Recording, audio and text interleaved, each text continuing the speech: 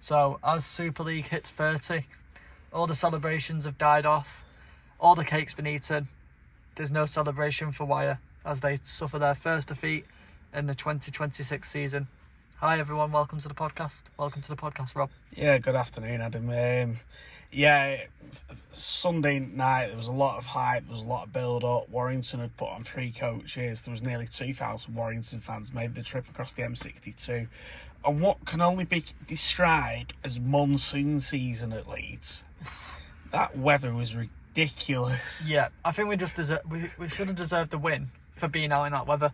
I know it's typical Yorkshire weather, typical UK weather, but being out in that weather was absolutely disgusting. It was blowing like 60 miles per hour wind, rain everywhere, hailstone. It wasn't nice. Just before we get on to the game, I mean, half time, back of my jeans was soaked, side of my shirt was soaked, my jacket was leaking through.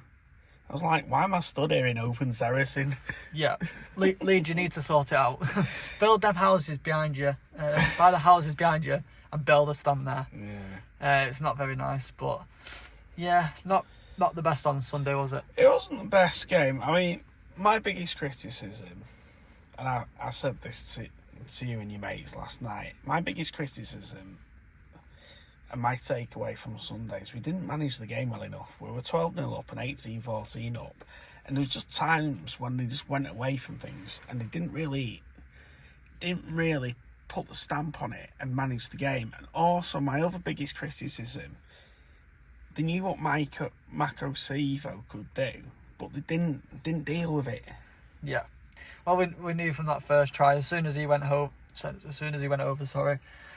we just knew it was going to happen again and again and again, and we got caught out on that wing. I think, yeah, like Hopawate, obviously we've talked about him in the past. I think he got found out on the weekend.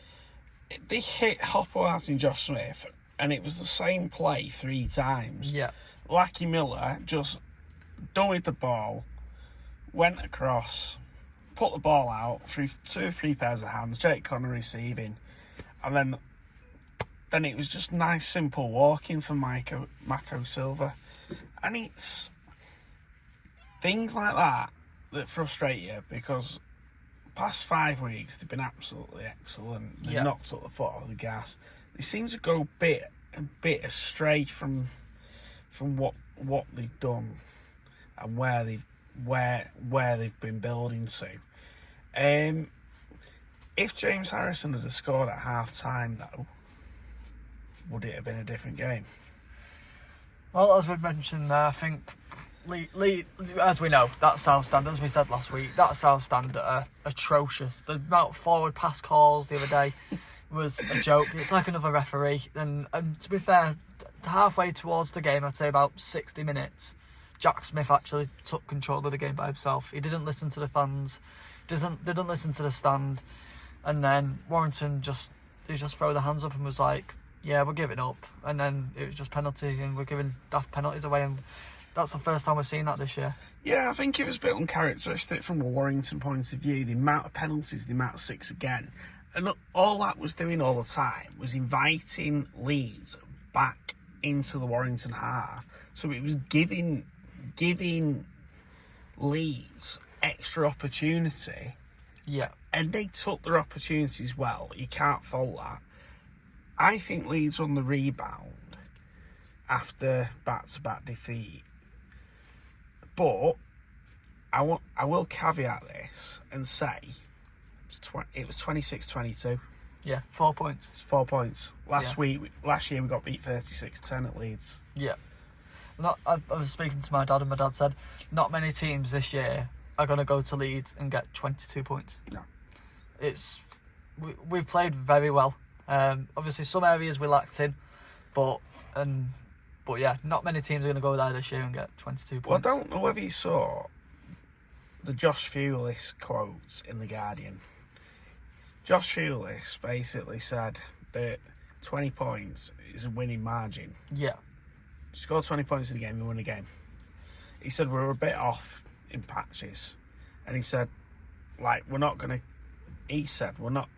kick stones and drop their heads. They're actually going to get back out there and sort it out.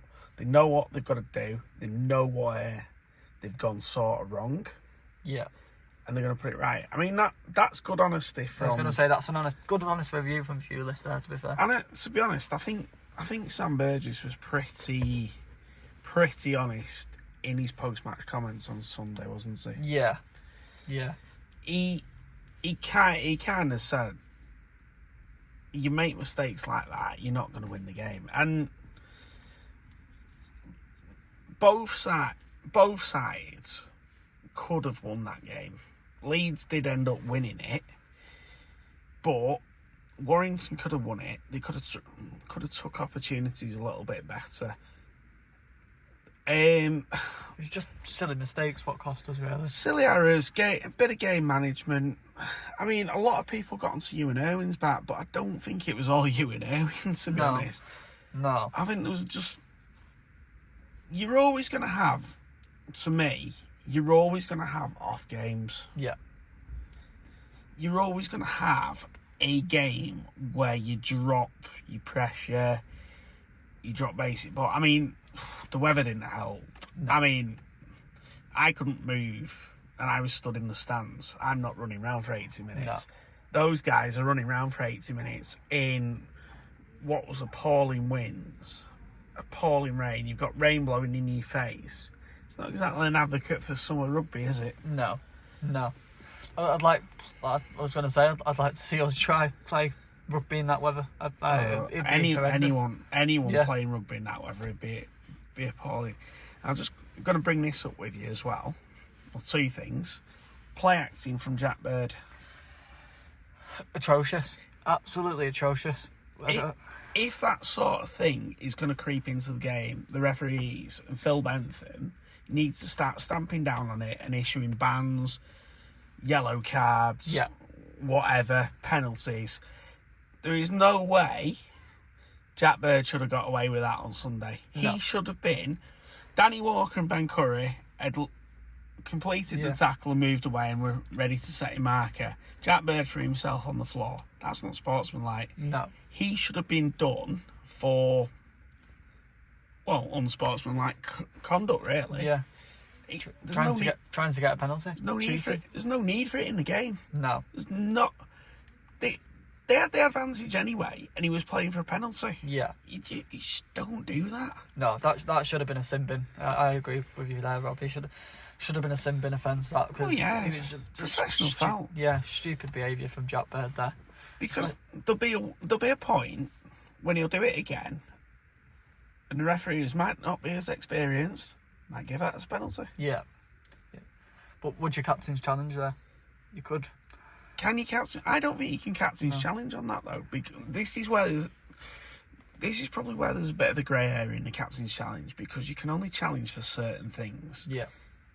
I don't think you can challenge from sporting conduct. Yeah. Because the game's still in motion. So going on to that Huddersfield and Wigan game, when Huddersfield went over, and Tara Jones, bless her, she said no try, and she said 20-metre restart for Wigan, and then Huddersfield challenged it and they got a try. But I didn't know you could do that. No, these are grey areas, because I don't know exactly what you can challenge for, what you can't. I've seen captain challenges for knock-ons, ball strips, potential high tackles. That was another one that was in the Wigan Huddersfield game. Yeah. I didn't know you could challenge for a high tackle either. I didn't. But this is where the RFL needs to come out and say, this is what you can challenge for. Bum, bum, bum, bum, bum. List the rules, and then the fans know, players know. Yeah. Because what happens, it happens so often in rugby league, they do all these things with all goodwill and intention, and then go back on themselves. They either go back on themselves, they're not consistent about it, or the fans are stood there scratching their heads going, what's going on? Yeah. And you make a simple game complicated then. Yeah, my brother's friend came against Castleford last week, and he said to my brother, like, what's the ref give there? My brother was even saying to him, I have no idea. They need to be a bit consistent. Yeah, I mean, I'm all for referees blowing penalties and stuff, because that's what they're there to do. and I'm there for the I'm not the hugest of fans of the Captain's Challenge, because I think the longer it takes, when you're going, oh, can I have camera 2? Can I have camera 6? Oh, I'll just have a look at that one that's over there. Like, you can't see anything on that other camera, but you've just gone to it. Yeah. It's like, the longer that takes, and Sam Burgess has said this a few times, the slower the game is. Yeah, you're killing the momentum of the game. Slower the pace of the game is, and also Sam Burgess pointed this out a few times last year. It's a 2-hour game then. Yeah. Burgess said it was like a few times last year Warrington finished the games after 10:15. Yeah. Full time should have been at 20 to 10. They kick off at 8. Yeah. But with all the stoppages in play, and I get you have to stop for injuries. I'm not saying that. Yeah. But it's for the niggly things, and this is what slows the momentum of the game down.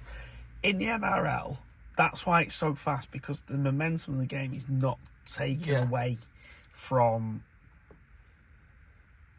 it. Whereas in Super League, it's like... It's another 10 minutes added on what you don't need. It's 2 or 3 minutes all the time for a Captain's Challenge. Yeah.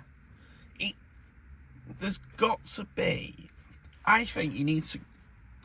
Phil Bentham and the RFL needs to come back and say, look, this is what you can Captain's Challenge on. Ball steal, high tackle, whatever. Yeah. 5 or 6 different things. Doesn't have to be everything. And that's it. Improper play the balls. That way, you can't challenge for a try, you can't do this. Yeah. I just think if you give as well too much, like you said, Huddersfield Wigan, they went to the Captain's Challenge for a try. Can you do that? Can you not? No, yeah, exactly. No one knows. And this is you want to bring new fans into the game. We all do, because it's a fast sport, but it ain't fast. Pardon my French, when you're dicking about. Yeah, when you're messing about, it ain't fast. And then people are going, oh, why are we sat here then? Yeah. While there's a Captain's Challenge on, I could go and make a brew, watch a full Coronation Street episode, come back, go to sleep for 8 hours, wake back up, and we're still not decided. Kind of not that extreme, but yeah, I get where you're coming from. Yeah. It's just a lot of time wasted. And it's obviously a bugbear, but I noticed there was something the other day, and just going off topic slightly, Premier League football fans are saying the momentum's being taken out of football because of VAR. And it's a similar sort of thing with this Captain's Challenge. It does take... And I think as well, it must annoy the players, because when they've got momentum and they're playing the ball and going upfield, and then suddenly it's like, oh, Captain's Challenge, and then they're stood round. Surely that's not good for the It's not. In a case of any injuries and things like that. In football as well, when the whoever it is, the video assistant referee can't make a decision, then the actual referee goes over to the screen and watches it. That's killing it more. Yeah. And then it is getting stupid. Do you know what annoys me as well? This challenging conclusive thing. Yeah. And it goes back to the that's another grey area. And this is what I'm saying, that if you want fans to watch the game, give us a set of rules and say, this is what you can go to the Captain's Challenge for, and this is what you can't go to the Captain's Challenge for. Put it out as a directive, send it to all the clubs, fans know, players know, officials know. Solid. And then there's... Because sometimes, and I'm not blaming the referees, but sometimes it feels some referees will play one set of rules. Yeah. One referee... Chris Kendall will play one set of rules, Jack Smith will do another set of rules, they'll be keen on one thing, Leigh and Rush will pull something else up. This is what gets fans confused. Yeah. And it really it grates, doesn't it? Yeah, it does. It does when referees don't be consistent. And that's all we want in the game. If you ask anyone, the main thing they'll say is they want consistent referees. Yeah, that is the thing, that you want consistency within the sport. But, I mean, just going back, because we got onto this via Jack Bird, didn't we? Yeah. As good a player as Jack Bird is, he doesn't need to do that. No. Not in the 68th minute of the game when they're on top anyway. He does not need to do that. No. He needs... his coach needs to say to him, don't be doing that again. Yeah. There's just no reason for it. There was no reason. Because what happens then, you get another referee who doesn't see it properly, who's unsighted. And sends off. Suddenly, Danny Walker's in the bin, Ben Curry's in the bin. Suddenly they're up against the RFL disciplinary. And then they're facing a 2-match ban for something they've not actually done. Yeah, and it could be a big game. Yeah. It could, like, we could be in a grand final that week, could be in a Challenge Cup final, and they've missed out that opportunity to play. Yeah, it could be a challenge. Yeah, it could be a semi-final. Could be something that's of vital importance, and you're depleting your side because of a technicality. Yeah. It's stupid. Yeah. So my other gripe, after we lost on Sunday, and I fully expect this, and I get this. Fans pay the money, they watch it on telly, they're entitled to their opinion. Rightly or wrongly, I think it was a little bit of an overreaction. Yes, fans pay the money, and yes, fans expect quite a high thing, and I get that. I've always taken the philosophy, there's always another game. I never read into one bad performance. If it's back to back, yeah, then I would start asking questions. But I think some of the stuff that come out on Sunday night and some of the comments on social media and things, bit OTT. Yeah, I'd say so. Obviously, we've had 5 good games. Obviously, like, I think that's like, obviously, I know we were unbeaten under Darrell Powell for like 8 games, and then I think we lost the last 8. Then that's fair enough. Yeah. You can, and the criticism of last year I can get, because there was nothing to infuse the Warrington fans, bring them together. Yeah, I think we signed that Ryan Matteson to try and get an 8th spot, and that didn't work. Didn't happen. No, but yeah, I think it's a bit over the top, to be honest. Like, I mean, there was criticism of George Williams, Danny Walker, criticism of Ewan Irwin. Now, Ewan Irwin is 18 years of age. He's going to make mistakes. He's a young lad. He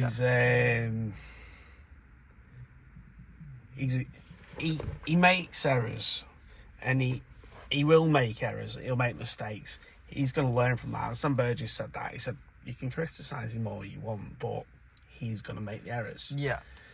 And I just think some of the reaction on Sunday, I thought, what am I reading? Yeah. What am I reading on Sunday? Like, what am I reading at all? Because it was, I don't know.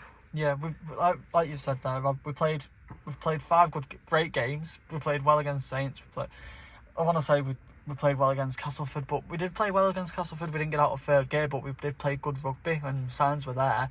And just because we made some errors, like we said, Ewan Irwin isn't as experienced as we'd liked. I know there was a few mistakes from George Williams, and obviously everyone expects him to step up and all that lot, and everyone was saying, like, when it got announced he was leaving, saying like, oh, that's him gone then, that's his head gone. He won't be focused on Warrington, and I can guarantee you he is, because I'm sure Sam Burgess wouldn't have him at the club if he wasn't focused on this year. Well, he's made 7 assists this year, so he can't be doing that badly. And yeah, I even saw criticism levelled at Danny Walker. Oh, Danny Walker's done nothing. Yeah. What? Really? I get people have their opinions, and people think, oh, we've got beat. Probably go downhill now. Not necessarily. You don't. I mean, those conditions were hard enough to play in. Yeah.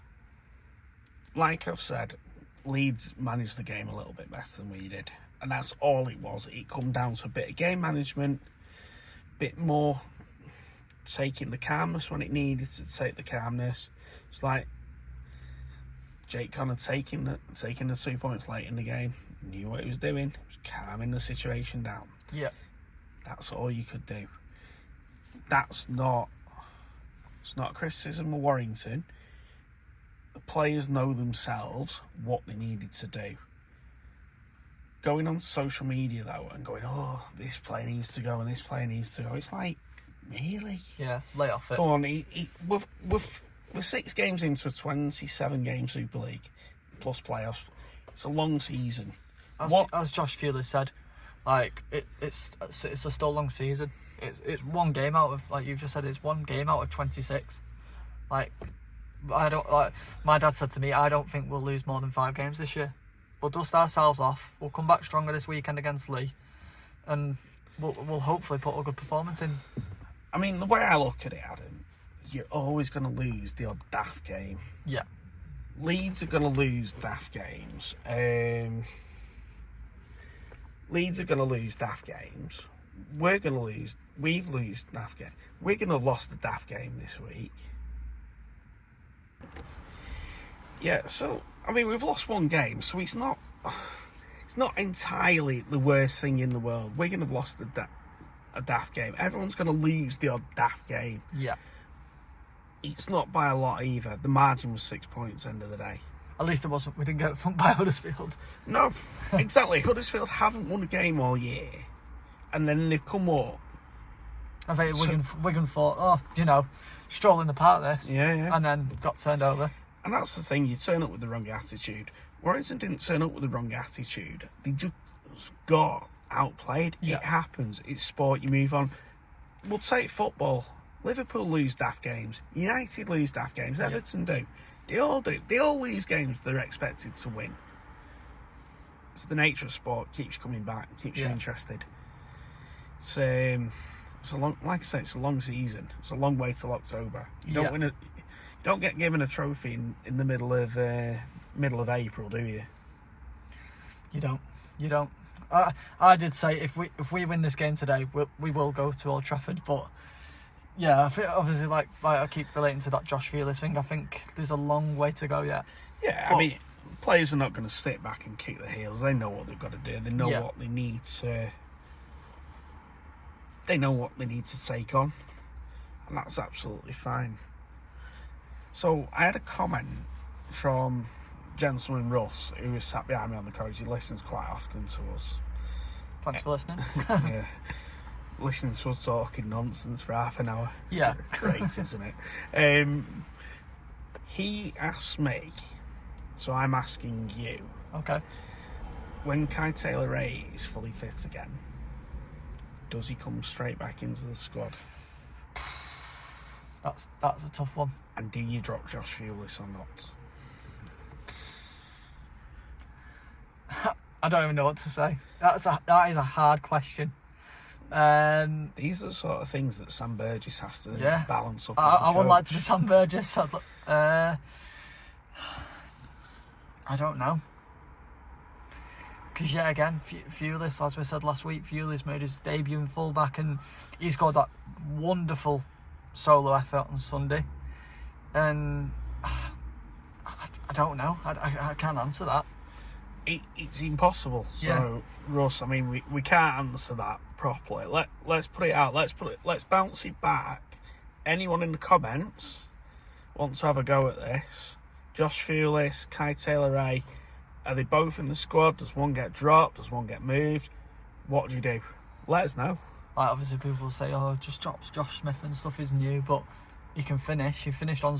He scored 2 on Sunday. Yeah. He's trying the corner was wonderful. You've got to build your combinations. Yeah. And you've got to build your momentum. Do you want Kai Taylor-Ray in for that extra bit of speed? Just to...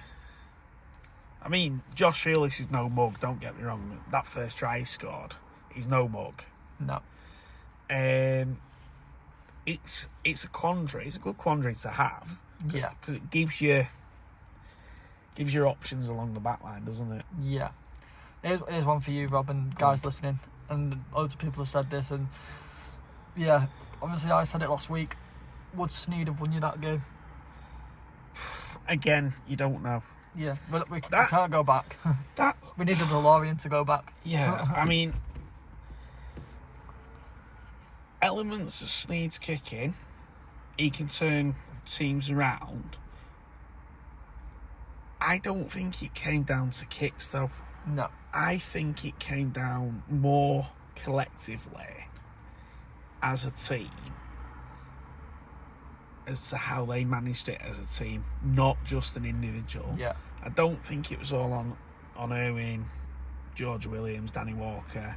I don't think it was just all on everyone like that. There was a split collectively of what they needed to do, and I see it more as a reality check. Sneed probably gives a little bit more calmness. Yeah. And his kicking game would have probably just turned Leeds around a bit more.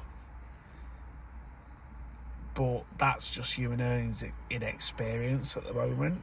Yeah. And Sneed and Bentley helped Warrington reserves to keep an undefeated run as well. So yeah.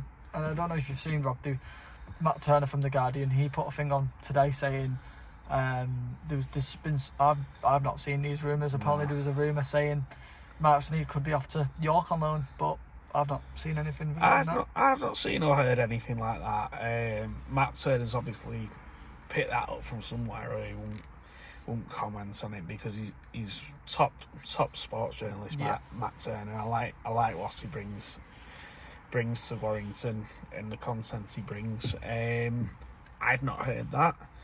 The club have confirmed that he's not going anywhere. Jake Fulis has gone on loan to Castleford this week for a month.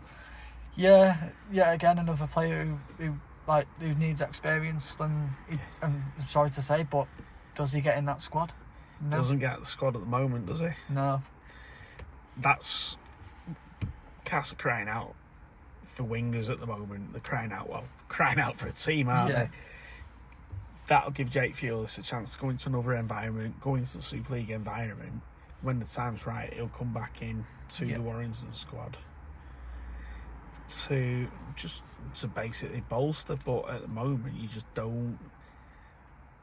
He doesn't get into the squad. No. I mean, Tangano was injured. He went off, and it was said post-match that it was a groin problem. So he's having scans today. I would expect Max Wood to go in. I hope so. I hope he gets his chance. I think there was a post on Facebook what I saw, and it said, "What's Max Wood done to Burgess? Like he's done nothing, but no. Like I don't know why he didn't pick him on Sunday, but yeah." He didn't use Lachlan Webster as well. I know there was criticism of that. As a coach, though, as a head coach, you've got to make the decision in the moment. Yeah, I heard a few people as well saying this is on Burgess. This is on Burgess. He's picked the team. He's picked that Lachlan Webster again instead of a prop. We need to go right. So well done. Go on, blame Burgess then. You'll still be there next week, won't you? Cheering the lads on. Yeah, it's a hard one. That Sam's the head coach and Steve is the assistant. Have got to make that call and make that decision based on what they've done at training and where they think Leeds' weaknesses are. He obviously felt carrying Lachlan Webster on the bench was a good idea just in case, because he said a couple of the backs had little bits of injuries, and it was just in case anything happened to Ashton, Fulis. They've got an instant cover. I know he didn't get used, but that Sam's made a call on that. Yeah. I can't read minds. I don't know why Sam Burgess has done that. Only he knows. Sam will have his reasons for that, and if anyone asks him, he'll tell you. Yeah. Reasons. He's not gonna hide it from you. I think sometimes we just got, as fans, we look at things the other way around. As coaches, they don't look at things the way the fans do. Does that make sense? Yeah, I does. don't know. I've never made sense in all the time I've been alive. That's 40 years. So, but yeah. So moving on to Leigh this week. It's a big double week, isn't it? Because it's Leigh twice. And what a month Warrington have got as well. It's Leigh twice, Catalan away. End of April is Wigan at home. Tough month. It's a tough month. If Warrington can come through that, they can improve the perspectives. Yeah. So, Leigh this week, they just about beat Toulouse on Saturday night. They were 20-0 up. let Toulouse right back into the game. They've also got injuries to Tessinu and Jack Hughes. What sort of Leigh team are we going to get on there? Well, as we know in the past, we always get a fighting team, don't we? They always perform against Warrington and another player who turns into Jonathan First and Lachlan Lamb. He's been a bit quiet this year, and Gaz O'Brien. Gareth O'Brien. I've said all along we should have kept him. I like Gareth O'Brien, but yeah, I don't know. We're obviously going to get a fighting Leigh team who are going to come out and try and make points on us. Obviously, they've just, like we just said there, they've just beat Toulouse by 1 point, and they've not had the best start of the season. So it's going to be another tough game, I'm afraid. Yeah, Leigh to me have been real hit and miss from where they were last year in the playoffs, and they were riding high. They've been real hit and miss this year. You don't know what sort of Leigh team you're getting, and they've had so many injuries. They're struggling for consistency, so they're struggling actually to get. I don't think they've had a full strength team out all year. No. So they've had players coming in and out, which then upsets your momentum, and then doesn't give you. It was like Warrington last year, flicking back and to between players and players. It doesn't work with the team. You're getting to know somebody else every week.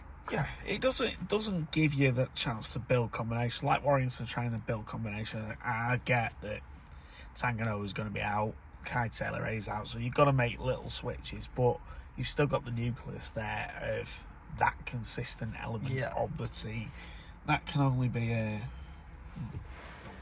that consistent element, that nucleus of your side. That's what you need, and we've still got that. But I wouldn't expect anything less from Leigh than to throw everything at us. Yeah, no, I agree. So, score prediction. What are we thinking? Well,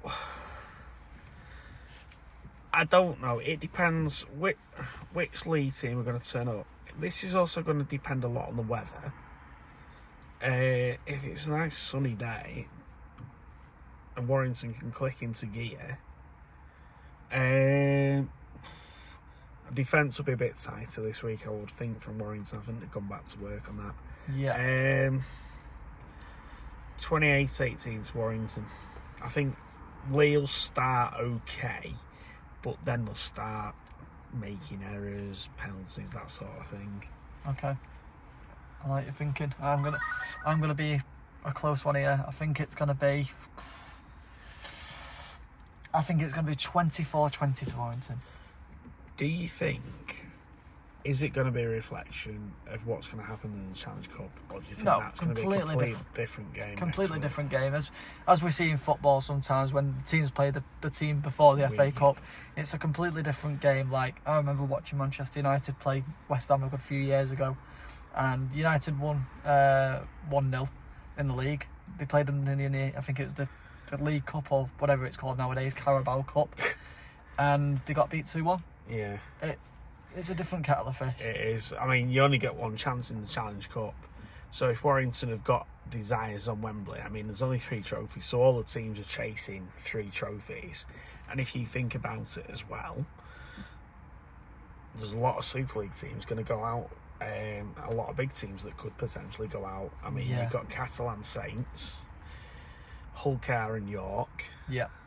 And Wigan and Wakefield. I'm going to call a prediction here. I think Wakefield are going to beat Wigan. I think Wakefield will beat Wigan. I also think it depends how Wigan pull through Good Friday. Yeah. So, we will see you guys in the next episode when we are facing Leigh again in the Challenge Cup. If you do have any questions or you want to leave us anything in the comments, please feel free. Yeah, throw something else. Challenge us. Give us something. Give us something and we'll chew over it. But we do appreciate you guys listening. Obviously, we're waffling absolute rubbish, but yeah, we do appreciate you guys listening. As we've said, if you've got any questions you want to ask us or anything, as we've mentioned last week, we're actually at the Padgate Village Club again.